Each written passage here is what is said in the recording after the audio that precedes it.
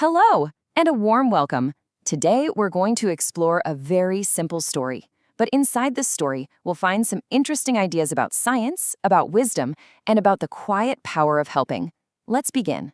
So, our journey today doesn't start with complicated ideas. It starts with a simple, quiet story. Let's just listen and see what unfolds. You can just imagine the scene, can't you? A peaceful afternoon, the sun is out, and a tiny little ant is just walking along, doing its thing, not knowing that its day is about to change. And then, just like that, an accident happens. A small slip, and suddenly the ant finds itself in the middle of the big pond. Its whole world has been turned upside down. You see, the ant tries its best to swim, to get back to safety. But for a creature so small, the edge of the pond just seems miles away. It looks like there's no way out. But the ant wasn't completely alone. Up in a nearby tree, a bird was watching everything. It wasn't making a sound. It wasn't panicking. It was just watching. And this is a good moment to pause and just think. If you were the bird, what would you do? What's the right way to help in a situation like this? Well, the bird's solution wasn't about using force or making a big scene. It was about intelligence. It found the perfect tool, a single light leaf, and very gently it placed it right where the ant needed it most.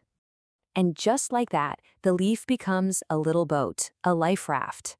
The ant quickly climbs on, and the water itself, the gentle current, does the rest of the work, carrying it to the edge. The rescue is over. The ant is safe on dry land. And the bird? It just flies away, silently. It didn't wait for a thank you or any kind of reward. It just did what was needed. What the bird did was so simple and elegant, but it worked for a reason. To really understand why it worked, we need to look at a little bit of science. So this is really the main question, isn't it? Why could the leaf float so easily while the tiny ant was struggling to stay up? The answer is in a basic rule of physics. And that rule is called buoyancy. You can think of it like this. The water is always pushing upwards on anything that's in it.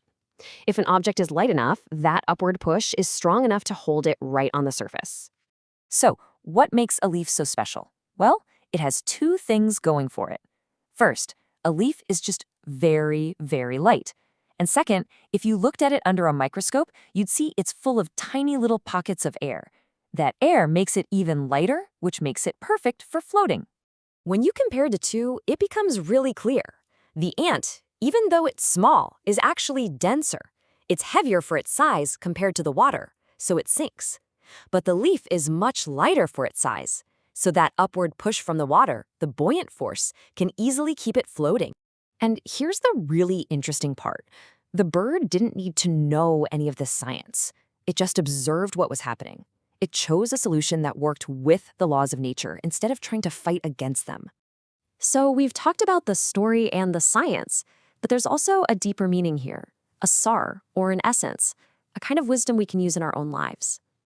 You see, what the bird did wasn't about being strong or fast. It was about understanding the problem clearly and then finding the best, most fitting solution. That is what real intelligence is. The bird's actions really teach us some important things. We learned that a small act, if it's thoughtful, can make a huge difference. A simple leaf saved a life. And we also see that real help, true support, isn't about getting attention. It's done quietly, just because it needs to be done. You know, we can actually learn a step-by-step way to solve problems from the bird. First, just watch and understand the situation. Second, stay calm and think, don't rush. And third, choose the right response, which isn't always the biggest or loudest one. And this really gets to the heart of it all. Sometimes we think we need to do big, grand things to help. But this story reminds us that true wisdom is often about doing exactly what is needed, nothing more and nothing less. So we can end with this simple idea. Before we rush to act, maybe the best thing we can do is to just think. To think calmly, clearly, and with a kind heart. Because sometimes that quiet thought is the most powerful help you can give.